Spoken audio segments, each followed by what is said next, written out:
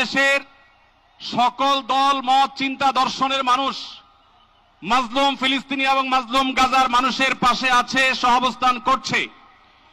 এক কাতারে দাঁড়িয়ে আজ বিশ্ববাসীকে আমরা দেখিয়ে দিতে চাই, আমাদের মধ্যে বিভিন্ন বিষয়ে চিন্তাগত মতপার্থক্য ভিন্নতা থাকতে পারে, কিন্তু মাজলুম ফিলিস্তিনিদের স্বাধীনতা, তাদের অধিকার, গাজার মানুষদের বিরুদ্ধে জুলুম বন্ধের দাবিতে আমরা প্রত্যেকটা বাংলাদেশের মানুষ ধর্ম বর্ণ নির্বিশেষে আমরা প্রত্যেকে তাদের সাথে সংহতি প্রকাশ করছি।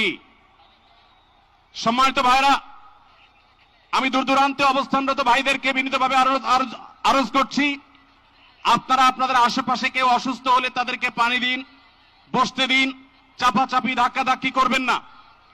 আপনাদেরকে বিনীতভাবে শান্ত হতে অনুরোধ করছি। আমরা এখনই মঞ্চে মেহমানদেরকে ডেকে এনে অনুষ্ঠানের সমাপ্তির দিকে যাব।